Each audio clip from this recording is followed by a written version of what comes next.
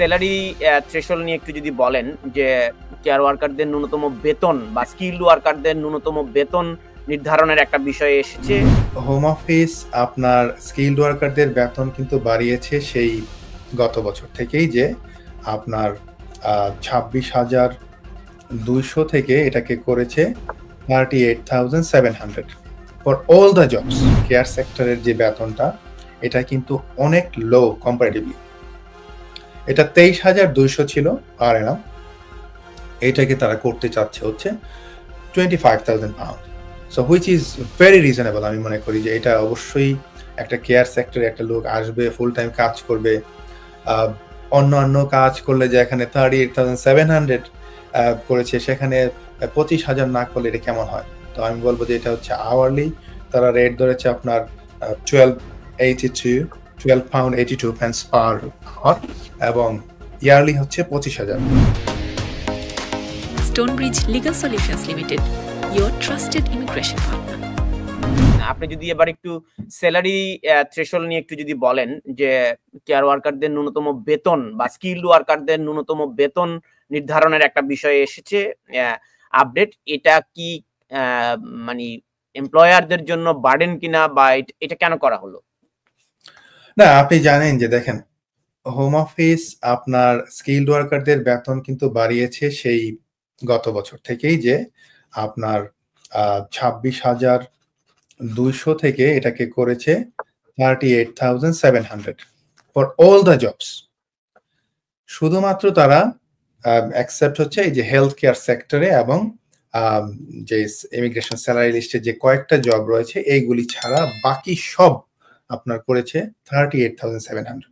আর আপনি জানেন যে এই এপ্রিল থেকে তাদের মিনিমাম যে ওয়েজেস সেটাও বাড়ছে ইউকেতে আপনার লিভিং কস্ট বেড়েছে।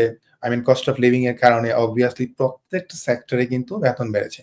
তো সেটা বিবেচনা করে হোম অফিস অবভিয়াসলি এখানে দেখেছে যে কেয়ার সেক্টরের যে বেতনটা, এটা কিন্তু অনেক লো কম্পারেটিভলি। এটা 23,200 ছিল আর এনাম, এটাকে তারা করতে চাচ্ছে হচ্ছে 25,000 pound. So which is very reasonable. আমি মনে করি যে এটা অবশ্যই একটা কেয়ার সেক্টরে একটা লোক আসবে, ফুল টাইম কাজ করবে। অন্য কাজ করলে যে এখানে 38,700 করেছে, সেখানে 25,000 না করলে এটা কেমন হয়? তো আমি বলবো যে এটা হচ্ছে আওয়ারলি তারা রেট ধরেছে আপনার 12 pound 82 pence পার আওয়ার, এবং ইয়ারলি হচ্ছে 25,000, হুইচ ইজ রিজনেবল। আমি মনে করছি না যে এটা বিগ বার্ডেন হবে এমপ্লয়ারদের জন্য, কারণ কেয়ার সেক্টরে যে এমপ্লয়ার গুলো আছে তারা তো বেসিক্যালি নিজের পকেট থেকে টাকা দেয় না। তারা তো বেসিক্যালি আপনার যে কাউন্সিল থেকে বা যাদের সাথে চুক্তি রয়েছে সেখান থেকে, গভর্নমেন্ট থেকে, এনএইচএস এর ফান্ড থেকে সরাসরি টাকাটা পেয়ে যাচ্ছে। So I don't think it will be a burden for the employer যারা কেয়ার সেক্টরে আছে। সো এটা আমি মনে করি ভেরি রিজনেবল। এটা বরং আরো একটু বেশি হওয়া উচিত। বর্তমান যে ইউকের মার্কেট, লেবার মার্কেট এবং কস্ট অফ লিভিং এবং যে বর্তমানে যে মেইনটেনেন্স বা অ্যাকোমোডেশনের যে আপনার সবকিছু যেভাবে বেড়েছে, সেই তুলনায় এই 23,200 কিছুই না আসলে। একটা লোক সার্ভাইভ করার জন্য 23,200 পাউন্ড দিয়ে বেতন পেয়ে কোনোভাবেই সার্ভাইভ করতে পারবে না। তাহলে অবশ্যই এটা 25,000 করেছে, এটা আমি মনে করি যে এটা খুবই রিজনেবল, এবং এটা বরং আরো মোর রিজনেবল করা উচিত। আরেকটু বাড়ানো উচিত, যাতে করে এখানকার স্টাফরা যেমন রয়েছে, at the same time overseas থেকে যারা আসবে তারা যাতে একটু আগ্রহ প্রকাশ করে এই সেক্টরে। কারণ এটা একটা মানবিক পেশা, মানুষকে সেবা দিতে আসছে।